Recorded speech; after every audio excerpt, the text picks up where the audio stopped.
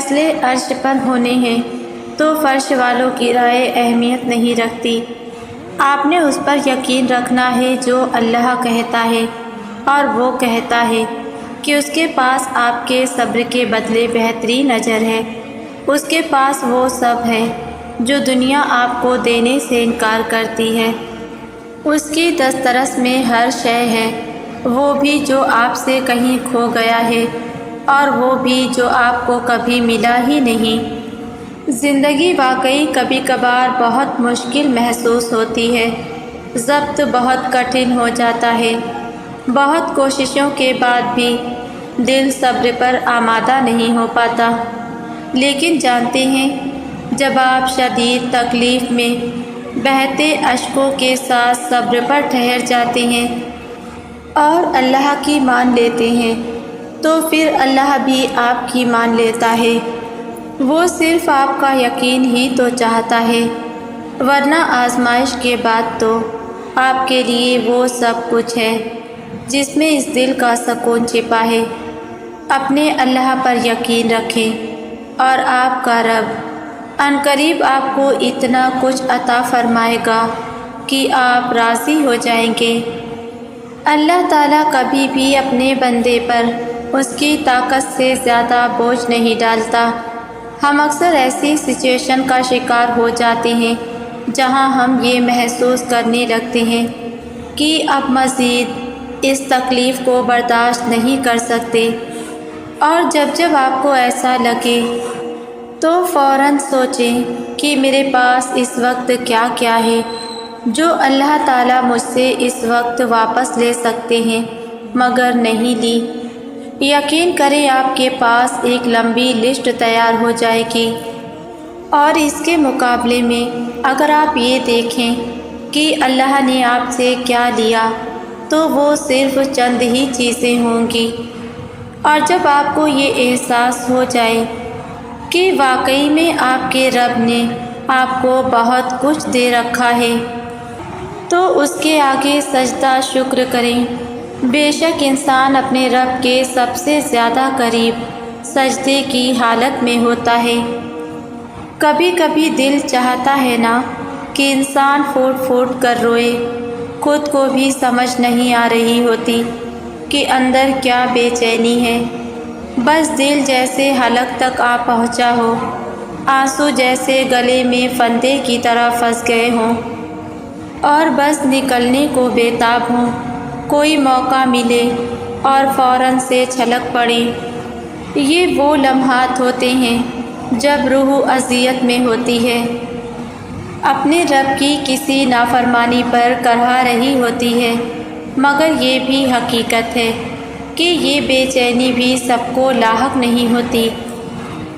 ایسا قرب صرف وہی لوگ محسوس کر پاتے ہیں جن کے دل زندہ ہوتے ہیں، جو روح کی سسکیوں کو بے ترتیب دھڑکنوں میں محسوس کر لیتے ہیں، جو ان آنسوؤں کے وجود کے مقصد کو پورا کرنا جانتے ہیں، جو جانتے ہیں کہ یہ آنسو بڑے قیمتی ہیں، جنہیں بہا کر وہ رب کو منا سکتے ہیں، جنہیں بہا کر وہ روح کو رب سے سکون دلوا سکتے ہیں، جن کے ذریعے وہ گناہ بخشوا سکتے ہیں۔ یہی آنسو ہی تو ہوتے ہیں جو دل کو رب کے آگے جھکا دیتے ہیں، مگر ان آنسوؤں کے بہنے کا مقصد ہر ایک بھی نہیں جانتا۔ یقین مانو یہ بہت بڑی نعمت ہوتے ہیں۔ وہ مہربان رب تو وہ بھی جانتا ہے جو خود ہماری عرض تمنا بھی نہیں۔ وہ قرب کا لمحہ، ضبط کا آنسو، روح کی سرگوشی، ضبط کا احساس، خاموشی کی گفتگو، وہ سچا رحیم آشنا رب سب جانتا ہے جو ہم کہہ بھی نہیں سکتے۔ وہ سمیع وہ سب بھی سنتا ہے۔ وہ ہمارے درد کا محرم، ہمارے زخم کا مرہم، وہ ہمارے سب اشک چنتا ہے۔ وہی تو تھام لیتا ہے ساکت سب بھی لمحوں کو، وہی روح کو گداز بخشتا ہے۔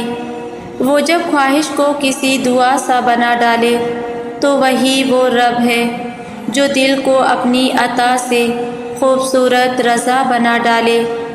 وہی صبر دے کر کسی آہ کو واہ کرتا ہے، وہی بلکتے اشک کو اپنی محبت کی حد سے مسکراتی کو سے قزح کر دے، وہی زندگانی کو سہانی کہکشاں کر دے، وہی بنجر آس کو پل میں مسکراتا سائبان کر دے۔ دعا روح کی وہی معصوم سرگوشی ہے کہ جسے رب محبت سے سنتا ہے، کہ اس پل اسے اپنا بندہ بہت اپنا سا لگتا ہے، اور اپنی بات دل صرف اس سے کہتا ہے جو اس کا سب سے بڑھ کر اپنا ہو، یعنی ہمارے دل کا اصل محرم و مرہم ہمارا رب۔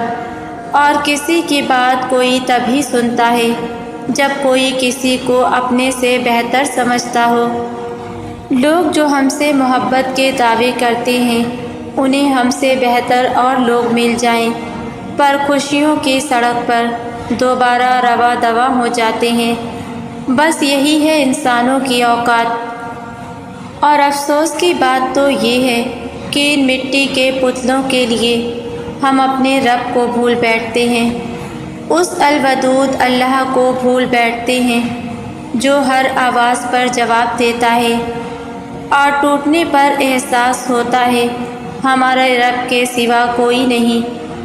بس یہی وہ وقت ہوتا ہے جب سجدے اور دعائیں طویل ہو جاتی ہیں، نمازوں میں سکون ملنے لگتا ہے، اور کچھ خوش نصیب لوگوں کو ان حالات میں تہجد مل جاتی ہے، رب کا سب سے پیارا تحفہ مل جاتا ہے، اور وہ رات کی تنہائی میں بیٹھ کر رو رو کر اپنے رب کو اپنی حالت زار سناتے رہتے ہیں۔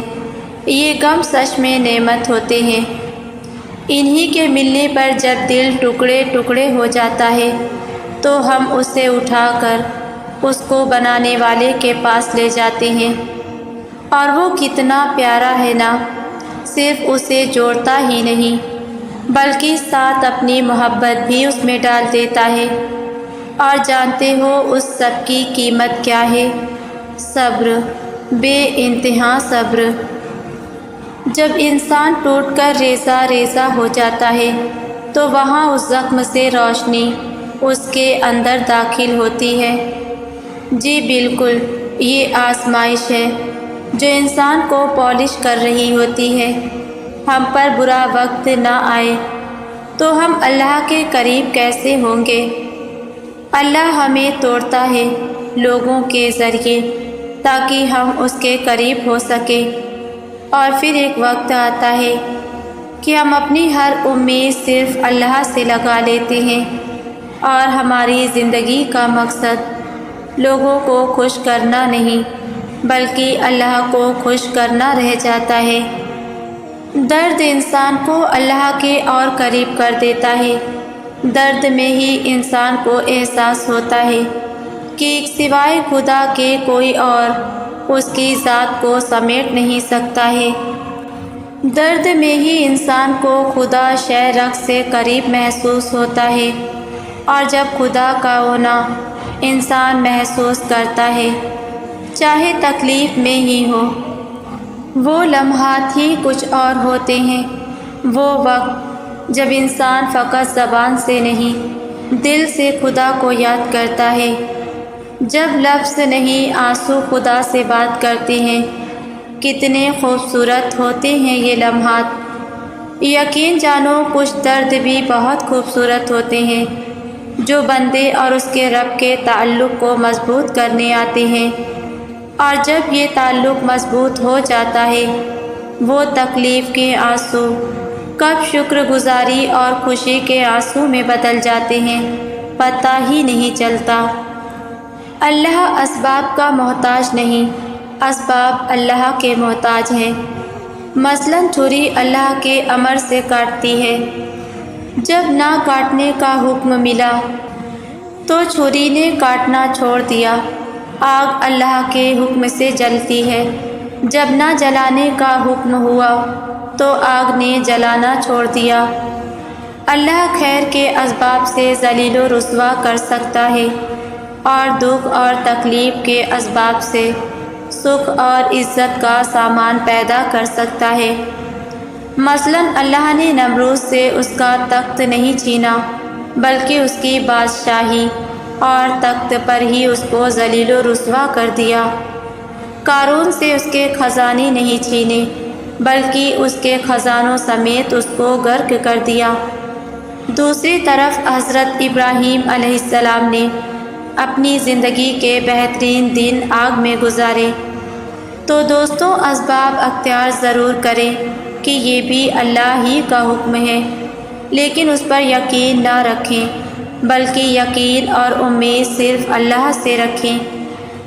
آج ہم اگر تکلیف میں ہیں تو اسباب سے زیادہ اللہ کو منانے کی ضرورت ہے۔ اگر اللہ راضی ہو جائے تو یہی اسباب ہمارے لیے عزت اور خیر پیدا کریں گے۔ اگر ہم نے اس کو نہیں منایا تو ان اسباب سے وہی ہوگا جو اللہ چاہے گا۔ اس پیارے رب کو منانا کچھ مشکل نہیں۔ اپنے بندے کی آنکھ میں ندامت کی نمی پر اس کی رحمت کا سمندر جوش مارنے لگتا ہے۔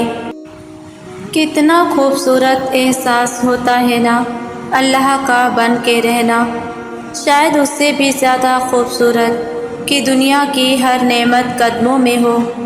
ایک مومن کا اللہ سے تعلق ہر محبت سے بڑھ کر ہونا چاہیے، خوف ہر خوف سے بھی زیادہ، امید ہر امید سے زیادہ، اور عاجزی ہر احترام سے زیادہ، کیونکہ اس اللہ نے سب سے بڑی نعمت قرآن دی، گناہ کے بعد توبہ کی نعمت دی، ہر تنگی کے ساتھ آسانی دی، رات کے بعد دن دیا، کتنا کچھ تو دے دیا اللہ نے، کیا پھر بھی انسان تو غفلت نہیں چھوڑے گا؟ اللہ مان جاتا ہے، یہ اس کی سب سے خوبصورت صفت ہے۔ ہم مجبور ہو کر اس کی نہیں مانتے، وہ با اختیار ہو کر ہم سے مان جاتا ہے۔ جب ہم گمراہیوں اور غفلتوں کے ٹوکرے اٹھا کر اس کے در پر جاتے ہیں، وہ دھتکار نہیں دیتا، پھٹکار نہیں دیتا، پچھلی توبہ یاد نہیں دلاتا، گناہوں کا حجم نہیں بتاتا، رد نہیں کرتا، اٹھا نہیں دیتا، بھگا نہیں دیتا، بلکہ دل میں اترتا ہے، نیتوں کو پڑھ لیتا ہے، ندامت کو دیکھ لیتا ہے، بندگی کو بھانپ لیتا ہے اور خوش ہو جاتا ہے، احسان کرتا ہے، دل میں سکون نازل فرماتا ہے اور معاف کر دیتا ہے۔ ہدایت پانے کے لیے پیاس کا ہونا ضروری ہے۔ اگر آپ کو ہدایت کی پیاس ہوگی تب آپ پانی کی طلب کو نکلیں گے۔ جس کو جتنی پیاس ہوگی اس کو اتنا پانی ملے گا، جسے طلب ہی نہ ہو پھر اللہ بھی ہدایت نہیں دیتا۔ جو محنت کرتا ہے نا، کوشش کرتا ہے، پھر اللہ اس کے لیے ہدایت کا راستہ آسان کر دیتا ہے۔ ہدایت کی راہ میں جو چیز رکاوٹ بنتی ہے وہ تکبر ہے، یعنی آپ اللہ کی بات نہ مانیں اور اپنی ہی دنیا میں مطمئن ہوں۔ ہدایت کے لیے طلب، کوشش، محنت یہ سب ضروری ہے، پھر ہدایت ملتی ہے۔ ہم مسلسل رونا روتے ہیں کہ ہمیں کوئی بری لت پڑی ہوئی ہے، کوئی ایسا گناہ جو ہم چھوڑ نہیں پا رہے، بار بار اس کو کر بیٹھتے ہیں، بڑے وعدے کیے اللہ سے، بڑی معافی مانگی مگر پھر سے کر دیا، کمزور پڑ گئے، نفس کے آگے ہار گئے۔ اب روتے ہیں کہ سارا وقت مایوسی، ڈپریشن میں تو کسی اچھائی کے قابل نہیں رہا۔ یہ نہیں دیکھیں گے کہ گناہ کے بعد احساس ہونا اور خود کو ٹھیک کرنے کا اور توبہ کرنے کا موقع دیا ہے اللہ نے۔ یہ ہے اللہ کا فضل جس کو اپنے پچھتاووں میں ہم ضائع کر دیتے ہیں۔ پچھتاوا ہونا چاہیے مگر پچھتاوے کا ڈپریشن لے کر مایوس ہو جانا ان مواقعوں کی ناقدری ہے، اور ہم یہ ناقدری روز کرتے ہیں۔ پتہ ہے کبھی کبھی جو انسان چاہ رہا ہوتا ہے ویسا اس لیے بھی نہیں ہوتا کہ ممکن ہے جب اس کو اپنی خواہش کی چیز مل جائے تو وہ دنیا میں گم ہو جائے اور اللہ سے ہی دور ہو جائے۔ جیسے قارون کو مال ملا تو اس نے اس کو اللہ کی راہ میں خرچ کرنے کے بجائے تکبر کا مظاہرہ کیا اور نعمت اس کے لیے زوال بن گئی۔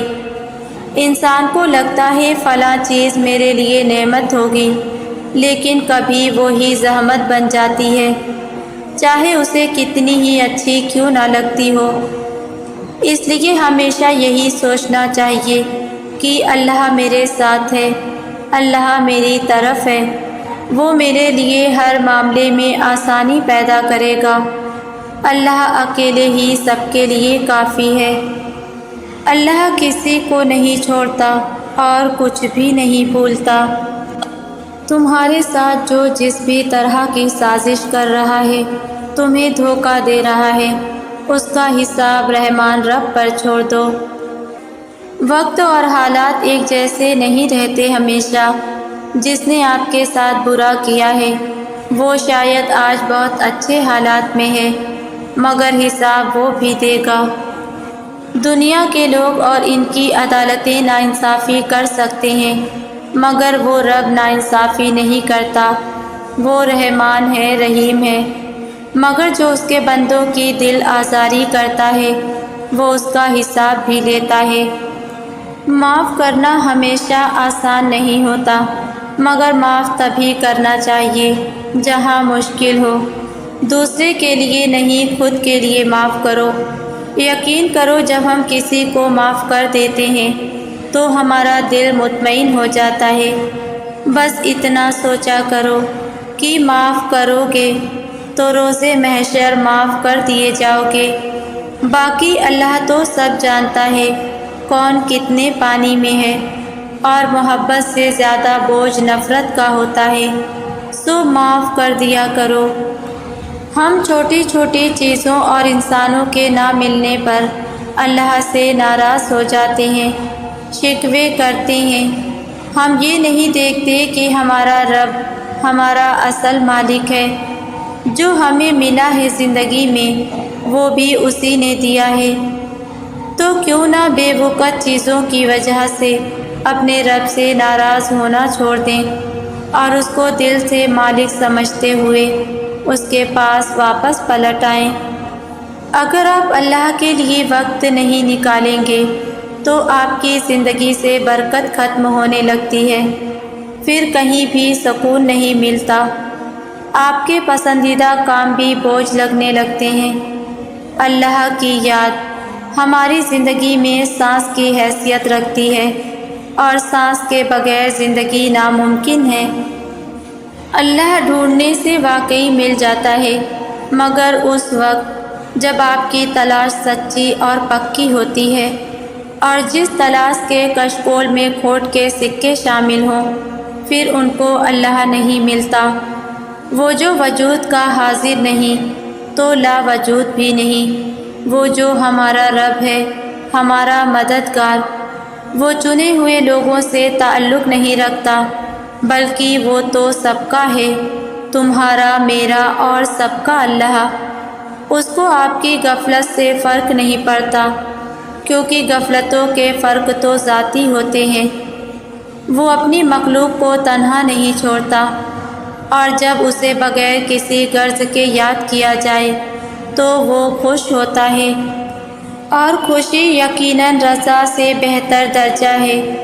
لوگ، جذبے، موسم، وقت بڑی بے وفا چیزیں ہیں، یہ تو آوارہ ہوا کی مثل ہیں، آج مشرق تو کل مغرب۔ اور وہ جو ہمارا اللہ ہے نا، وہ آپ کے ساتھ کبھی لہجے نہیں بدلتا، اکیلا نہیں چھوڑتا۔ آپ ایک قدم بڑھا کر دیکھیں، وہ سارے فاصلے ختم کر دے گا۔ یقین رکھو ہمیشہ ڈھونڈنے سے واقعی اللہ مل جاتا ہے۔ ہمارا سب سے بڑا ڈر لوگ کیا کہیں گے، کیا سوچیں گے وغیرہ وغیرہ۔ فرض کریں آپ نے کافی عرصہ محنت کر کے ایک عمارت بنائی، اس پر بہت محنت کی، اس کو بہت سجایا، اس پر دن رات کام کیا، لیکن کہیں غلطی سے ایک اینٹ کی جگہ خالی رہ گئی۔ لوگ جب اس عمارت کو دیکھنے آئیں گے تو وہ آپ کی اس محنت کو نہیں دیکھیں گے، بلکہ اس خالی اینٹ کی جگہ کو بار بار دیکھتے رہیں گے اور اس پر باتیں کرتے رہیں گے۔ لوگ آپ کی اچھائی کی تعریف کم کرتے ہیں اور آپ پر باتیں زیادہ کستے ہیں۔ آپ لوگوں کی باتوں پر دھیان دیں گے تو پیچھے رہ جائیں گے اور خود کو کمتر محسوس کریں گے۔ آپ اس بات پر یقین رکھیں کہ آپ جو کر رہے ہیں صحیح کر رہے ہیں۔ بس محنت کرتے رہیں اور ایک دن اپنی منزل کو پہنچ جائیں گے۔ لوگ کیا سوچتے ہیں یہ ان کو سوچنے دیں، آپ اپنا کام جاری رکھیں۔ کبھی بھی کسی ایسے شخص کو آئیڈیل نہ بنائیں جس کی عادت آپ کو اللہ تعالیٰ سے دور کر دے۔ ہمارا المیہ یہ ہے کہ ہمیں ایکٹرز، سنگرز جیسی شخصیات پسند آتی ہیں اور پھر اپنے لیے ویسے ہی شخص کے خواب دیکھتے ہیں۔ میری نظر میں پسند کے قابل وہ شخص ہوتا ہے جو دین پر عمل کرنے والا ہو، جو سنت پر عمل کرنے والا ہو، اور سب سے بڑھ کر اس کا اللہ تعالیٰ سے تعلق مضبوط ہو۔ محبت اس سے کریں جو آپ کو اللہ تعالیٰ کے قریب کرے، نہ کہ اس سے جو آپ کو گناہوں کے دلدل میں دھکیل دے۔ محبت کا معیار اللہ تعالیٰ کی محبت رکھیں تاکہ آپ کا رشتہ ہمیشہ پاکیزہ رہے اور اللہ کی رحمت میں رہے۔ اگر آپ کسی انسان کو چاہتے ہو اور پسند کرتے ہو تو ضروری نہیں کہ وہ آپ کو مل بھی جائے۔ ہر وہ چیز جس کی انسان کو طلب ہو، وہ اس کے قریب ہو، دن رات ہو، آس پاس ہو، یہ بھی ضروری تو نہیں۔ اگر زندگی میں سب کچھ حاصل ہو جائے تو اللہ سے کیا مانگو گے؟ میں یہ دعوے سے کہہ سکتی ہوں کہ جو چیزیں آپ سے چھین لی جاتی ہیں یا وہ خود آپ سے دور ہو جاتی ہیں تو اس میں اللہ کی حکمت ہوتی ہے اور اس میں آپ کی بہتری ہوتی ہے۔ اور بے شک جو راز اللہ جانتا ہے وہ ہم نہیں جان سکتے۔ اللہ کے فیصلوں پہ خود کو راضی کرنا سیکھیں۔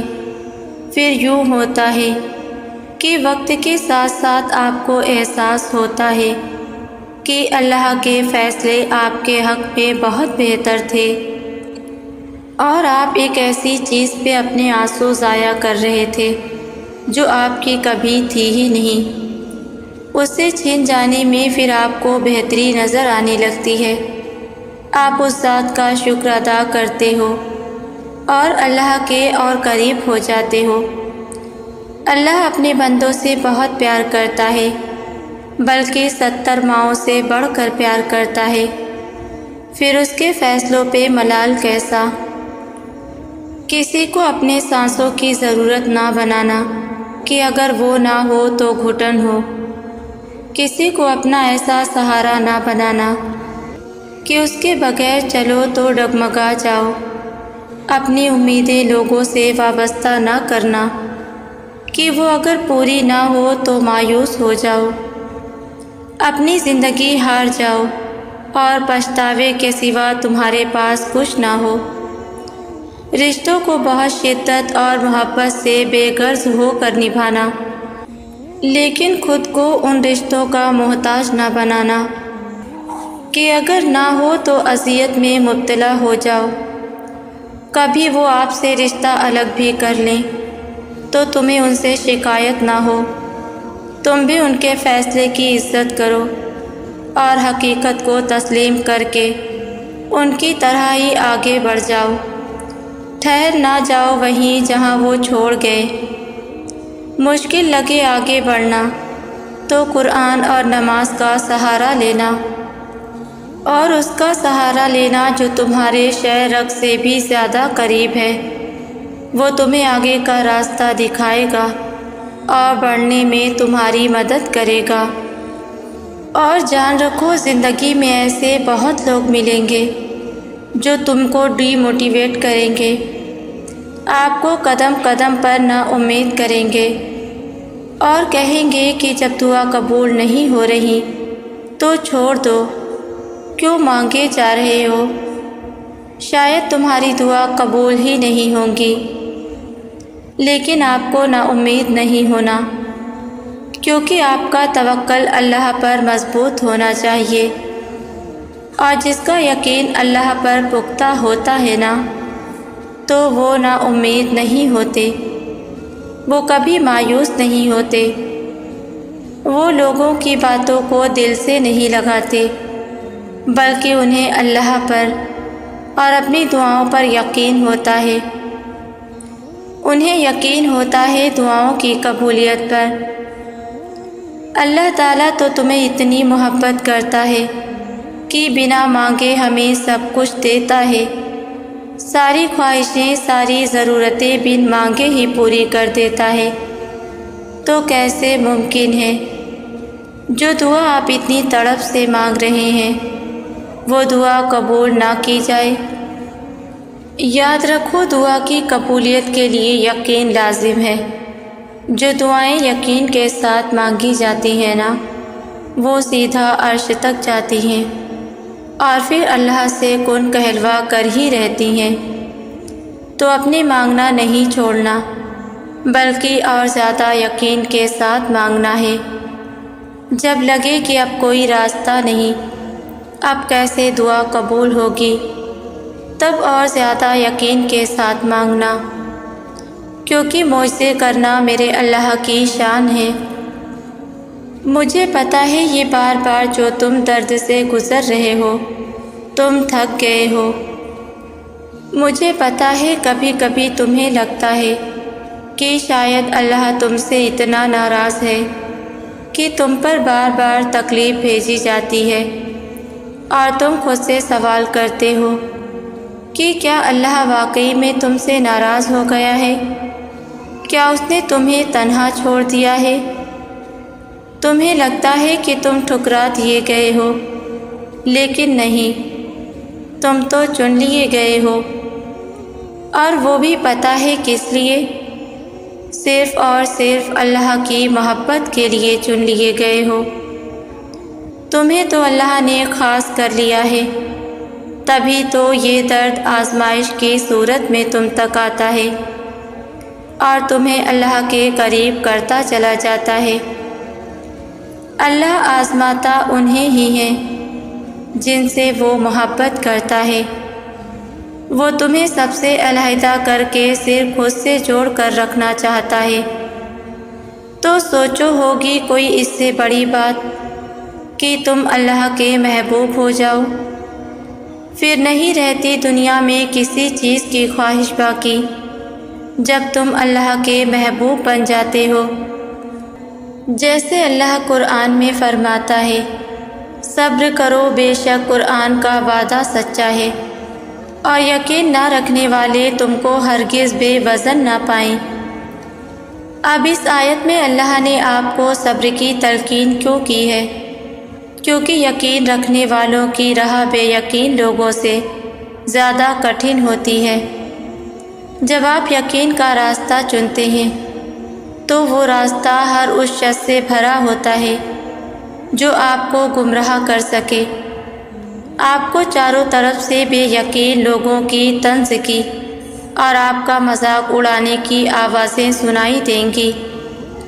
اس لیے اللہ نے آپ کو اس حالت میں صبر کا حکم دیا ہے، اور یہ کہا ہے کہ آپ نے بھی ان بے یقین لوگوں کی طرح نہیں ہو جانا جنہوں نے اپنی دعاؤں میں ذرا سی دیر پر اللہ سے رابطہ توڑ دیا۔ اور یاد رکھیں، ایمان رکھنے سے دشواریاں کم نہیں ہوتی بلکہ بڑھتی ہیں۔ اگر آپ چاہتے ہیں کہ اللہ آپ کے سوال کا جواب آپ کی پسند کے مطابق دے، تو آپ کو یہ بھی ذہن میں رکھنا ہے کہ وہ جواب تب آئے گا جب اللہ چاہے گا۔ آپ کو پہلے اللہ کی ماننی پڑے گی، پھر ہی اللہ آپ کی مانے گا۔ آپ جتنا صبر کریں گے، آپ کی دعائیں اتنی جلدی قبول ہوتی جائیں گی۔ اللہ کا مقرر کردہ وقت آنے تک وقت تو لگتا ہے۔ دعاؤں میں سارا کھیل یقین کا ہے، جیسے اللہ فرماتا ہے، اور زمین میں نشانیاں ہیں یقین کرنے والوں کے لیے، اور خود تمہارے اندر بھی، تو کیا تم نہیں دیکھتے؟ ہم چھپی ہوئی نشانیوں کو ڈھونڈتے ہیں اور کھلے نشانیوں کو دیکھتے ہی نہیں۔ آپ روز دن میں کتنی ایسی نشانیاں اگنور کر دیتے ہیں جو آپ کے لیے اللہ کی طرف سے اشارہ بن کر آتی ہیں۔ سب سے پہلی نشانی سورج کا نکلنا ہے۔ کیسے اللہ ایک لمبے گھوپ اندھیرے کے بعد روشنی کی تیز کرن کو مشرق سے ابھارتا ہے اور پھر اس ایک خاص جگہ پر رکھ دیتا ہے جو کئی میلوں دور سے اپنی روشنی ہم تک پہنچاتی ہے اور پوری کائنات کو جھٹ سے روشن کر دیتی ہے۔ تو کیا آپ نے اس کرن کو دیکھ کر کبھی یہ نہیں سوچا کہ یہ کرشمہ کیسے ہو گیا؟ یہ اللہ کی نشانیوں میں سے ایک نشانی نہیں تو اور کیا ہے؟ تمہیں کیا لگتا ہے اللہ نہیں دے گا وہ جو تمہیں چاہیے؟ تم مانگ کر تو دیکھو دل سے ایک بار، وہ تو 70 ماؤں سے بھی زیادہ پیار کرتا ہے، وہ تمہیں ضرور دے گا جو تمہیں چاہیے، بس تم اللہ پر یقین رکھو۔ اور پھر بھی اگر تمہیں لگتا ہے وہ نہیں دے گا تو تم غلط ہو، کیا پتہ تم سے ہی مانگنے میں کوئی کمی رہ گئی ہو، ورنہ وہ رب تو ان کہیں بھی سن لیتا ہے، تو تمہاری کہی ہوئی بات کیسے نہیں سنی ہوگی اس نے؟